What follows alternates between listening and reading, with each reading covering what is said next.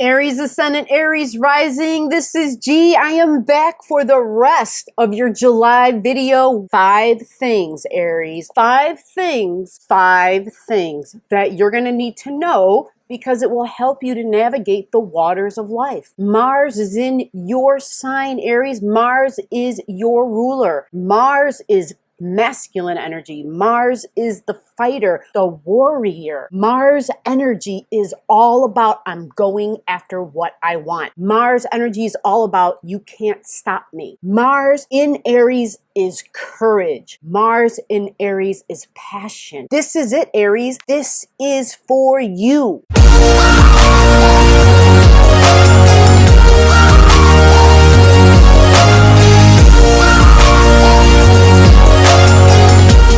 Courage, desire, passion. I was born to fight. Optimistic, might be a little childish at times. Short-sighted, lack thinking, might be really impulsive at times. But when Mars is in Aries, which began at the beginning of this month, it stays here for 6 more months, all the way for the rest of 2020.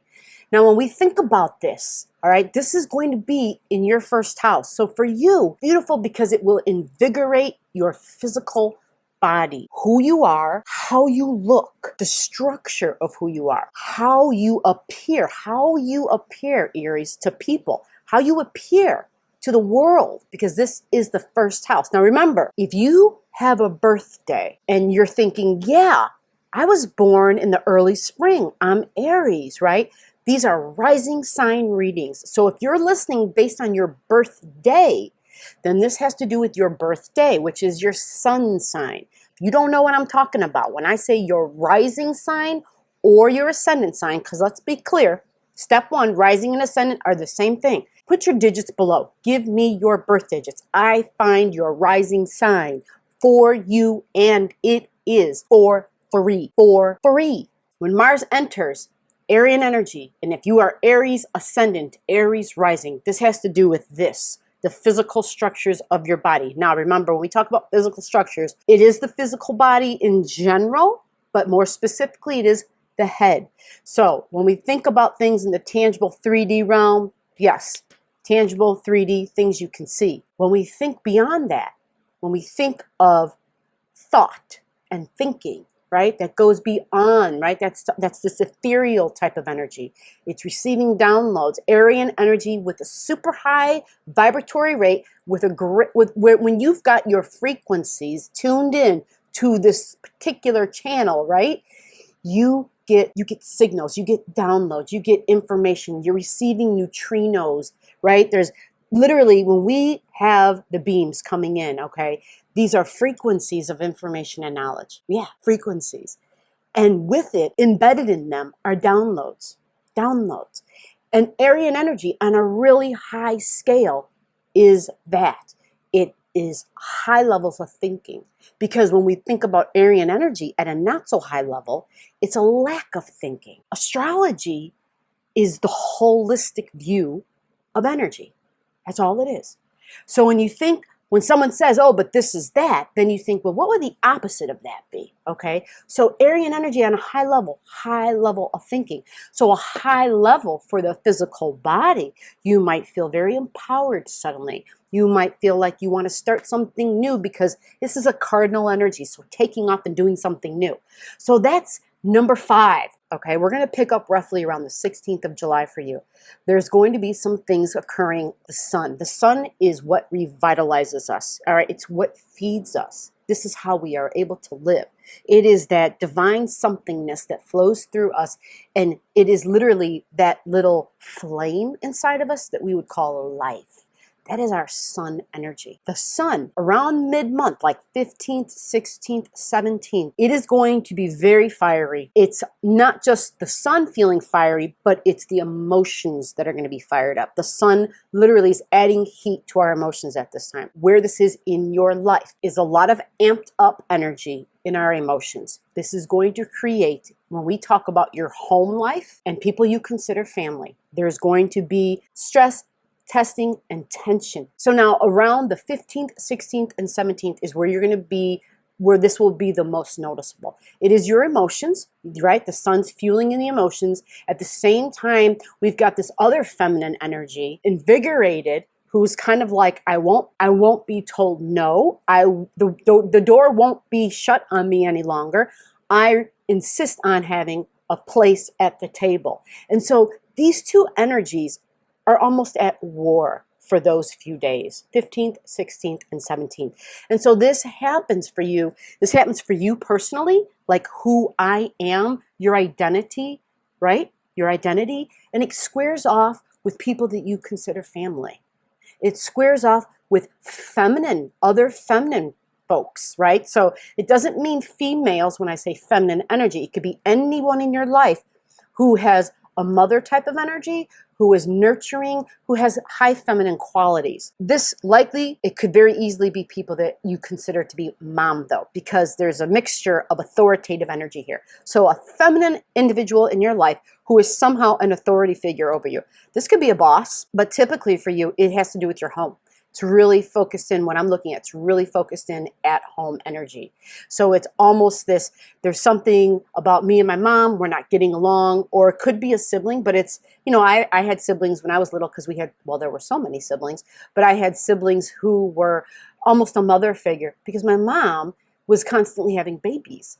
And so for the 6 or 5, can't keep track, that were born after me, there were infants in the house. And so mom was busy with the infants. Well, you know, there were a whole bunch of other siblings. And so the older siblings took on motherly nurturing roles, right? They were doing the cooking, the cleaning, the ironing. Like that's how it works. And so those kind of individuals in your life could be those people, right? So let's go to number 4 for you. So this is before the new moon. The new moon happens on the 20th of this month. Now, I always talk about full moons and new moons. Full moons are the emotions. It's when we have a culmination of emotions. They're very high, they're heightened, and we're releasing something. The moon shines a light on something. The new moon for you, Aries, the new moon for all of us is in the sign of Cancer. Now, for people who are listening 4 degrees, because they have their own charts and they can follow along that way, we are looking at 28 degrees. That is where the new moon is at. It's like a 28:37. Now you've got the sun and the moon together, okay? Now, to make this compact for you, all you need to know is that a new moon is a kickoff point. This is a cardinal new moon. So we're starting something new. This is the power of intentions. Understand that the universe gives us energy to work with. And if we know the energy, we know the cycles, we tune into them, we know how to work with them. So new moons are when we wish. It is our wishing times. This is your time, Aries. It is a cardinal new moon. Now, here's the thing. This cardinal new moon squares off with Aryan energy. It squares off with who you are. It squares off with your identity. It squares off with me. It's mom energy squaring with you energy. Aryan energy is very much about self. Family, mom energy is very much about the family. The family at home is also about my emotions and my feelings. So this could be difficult. It could be hard. Not necessarily has to be hard, but because it is Aryan energy, which is fire, and Cancer energy, which is what this new moon is in, is water, and it's the emotional waters. When you add fire to water, it starts to boil. So knowing this helps. But I also have to mention, authority figure keeps coming in very strongly because astrologically, I know we have Saturn plays a role in this. Saturn will be at the very opposite end at 28 degrees in Capricorn, folks. This is important. Saturn is the authoritative figures in our life. Saturn is also big business, big government. So there's stress and tension involved in that. But here's the deal. All the stresses and all the tensions, take it as this. Take it as information and knowledge you can use. This is what I don't want my life to be like. Say, okay, I know what I don't want. So therefore, I have a better understanding, a clear idea of what I do want. And what you do want, that's what you want your wish to be. Use your new moon wishes. Don't waste them. Again, this is around 28 degrees. So look in your chart for those who have their charts. And if you don't know and you want to, what do you do? If you don't know and you want to, if you don't know anything, you comment below. Number 3, we're counting down. Number 3 is after the new moon, a couple of days later, roughly around between the 25th and the 30th of July, there's more friction and testing. Okay, I always like to give people a heads up to the friction and testing because then we can try to detach. This is a Mars thing. Mars is going to be a key player for the next 6 months, all the way for the rest of 2020. When we understand that Mars is our ego, Mars rules Aryan energy. Aryan energy is myself, is my body. But we have to, we're getting more clarity on what we don't want going forward. Okay, when we think about our emotions and our family, folks, we also have to focus on, it's just not about my personal private family. It's about how do we move forward in this world? How do we move forward globally? I've mentioned in the past the CCC, right? The cosmic community. Before we can even attain and get to that, we got to make shit right here, right now, where we live, right on this planet, Earth. We gotta come together, and we gotta use our power of our unity. And this is a big thing. And this is why we're facing testing and stress and tension. It is to see, it is to hone us in, it is to develop our skills of mastery when it comes to myself and the group. How do I balance that? How do I understand that I can still get what I need and I can still compromise for the group without sacrificing, without having to sacrifice, right? Because sometimes certain sacrifices are just way beyond what we comprehend. They are asking too much. They are asking too much, and they're not giving enough to the majority of the people. And this is what this energy is. This is a coming around again where the people realize they have the power. Will the people recognize their power? This is a big deal. Recognizing our power when we come together, when we let go of the divisiveness, when we let go of the differences, when we embrace our differences, when we grab a hold of our ability to create unity, and that we feel that our true power is here, but that we can embrace those on the outside of what we consider our family and make them our family because they're part of humanity, because they are sentient beings, whether they're four-legged or two-legged, whether they're those that simply just have wings. It doesn't matter. It is all, this is what this is evolving, folks. This is what we're facing. And Aries, this is about thinking, holding and harnessing onto the power of thought, the ability to not leap before you look, the ability to look before you leap, the ability to think, right? To think before you speak. This is a mastery. This next 6 months for all of us, we all have this energy somewhere, but this next 6 months is, can we do this? Can we be diligent? Can we live moment by moment and understand that we have to seriously look at the facts first, that we have to do a little bit of homework, that we just can't make assumptions, that we have to look what is the best for the group? What is the best for the group? How do we elevate cosmically together?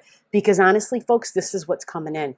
We are going to have another moment. We are going to have more experiences that are going to be quantum elevations. And so when this occurs, Aryan energy, this is like the cocoon. This is the butterfly going into chrysalis. What happens when the butterfly goes into chrysalis? There is a lot of downtime. There is a lot of, seclusion. Like you can't see what's going on inside that chrysalis. It's completely out of your sight. You have no clue. But then after the 6 months, there's this emerging factor. And this is what we're looking at. Here we go. Number 2, friction. Again, friction. But we have a saving grace, okay? There's some friction with our thinking, but then at the very butt end of the month, we're going to be saved in a sense because we have Venus and Neptune doing some interesting things and talking with each other. It's our ability to talk, think, and communicate, and our idealistic views of how that will be, and beneficial Neptune, which is like guardian angel wings coming in. This is about having faith, but don't get silly in your thinking. Yes, you have to have faith, but God gave you a brain and you need to use the brain you were given. And this is a test of that. Are you going to use the tools? Are you going to use the brain that God gave you? And this is what this is about. Number 1, at the beginning of August, the energy at the beginning of August, we are looking at deeply transformational events. This is Mercury energy. Mercury energy in Cancer energy is emotions, right? But Mercury energy, Mercury rules our lungs. Mercury is the thinker. Mercury is the ability to communicate, to speak. It's air. Well, what have we been all feeling and going through when this whole virus thing, right? It's the ability to breathe, people on ventilators, air, right? Get to the front end, actually the very butt end of July, going into the beginning of August. We have Mercury and Pluto talking to one another. And in a way, they're talking, but they're opposing each other. Now, remember, Pluto is deep transformations, which means changes. So we have to keep ourselves diligent about being safe, about being smart, about stick with the science. Mercury is science. You know, Aquarian energy, they're all connected. And this is the scientists. This is what will get us through. All right. If you ignore it, then you're denying God's gift. God made those scientists. God made the planets. God made astrology. God made these. Don't ignore these gifts. Life. We are all changing, and we're supposed to change. And that's what Pluto brings. Permanent change. Deep permanent change. So for Aries ascendant, Aries rising, this deep permanent change at this time for you, again, it's home and it's ambitions. It's work. Home and work. This is going to be the theme for a while, because Pluto, when we look at Pluto, it's going to be sticking around in the sign of Capricorn. And the sign of Capricorn for Aries ascendant is your 10th house, and 10th house represents my work, my profession, my career, how I show up in the world, how I want to show up in the world. It's my ambitions. So it's transforming, it's changing. Have patience, be flexible. Just remember, we're all going to be going through together. When we have quantum elevations, I just want to make a clarification. When you hear me or any other astrologer saying, this is a quantum elevation, this means that globally, the Earth and all of us on it are going to be facing some sort of an event, right? So it's an event that affects the majority of the people. Well, the sign of Cancer, the moon, that represents the public. That does represent the people. So keep in mind that all these changes, the virus, in essence, supposed to be happening. All this really is, as they say, it is written. You got to ask yourself, and I want you to really think about this. This is your very last nugget to walk away with. When it comes time to make your new moon intention, I want you to make your intention. And I give you a date because there is a time, a perfect prime sweet spot time where the energy is the most potent. Doesn't mean you wake up the next morning and what you asked for is there. No. However, when you set these intentions in place, you are working with the vibratory frequencies, and you become that stone that got thrown into the pond, and it creates this ripple effect. And this is what occurs with energy. It's the same thing. So what happens is when we talk about your new moon wish, you're going to be setting your intention on the 20th. You can't wait after the 20th. It has to be on the 20th, okay? Because if you wait, things are going to be moved. All right, the moon and the sun will no longer be sitting perfectly together. The moon's going to be at 28 degrees, and the moon moves 1 degree every 2 hours. It moves faster than the sun. The whole point is to use that power when the sun and the moon are together at 28 degrees. So on the 20th, you're going to make your wish, and it's going to be about, what do I need my home to look like? What do I need my home to feel like? What people need to be part of my family for my home to give me emotional satisfaction? What are the other key ingredients I'm going to need in my home, in my life, so that I have and feel emotional security? Potent. There has been disruptions. There has been a complete dissolving of home, a complete disruption, a complete transformation, multiple transformations, multiple times in the home. Emotionally, this emotional home, being thrown all over the place, being scattered, feeling like, okay, what am I doing? Am I here? Am I there? This is it. This is your new moon intention, Aries, to finally, after all this stuff you've been experiencing, after all we've all been experiencing, to really pinpoint what it is you need for your emotional, lasting emotional security.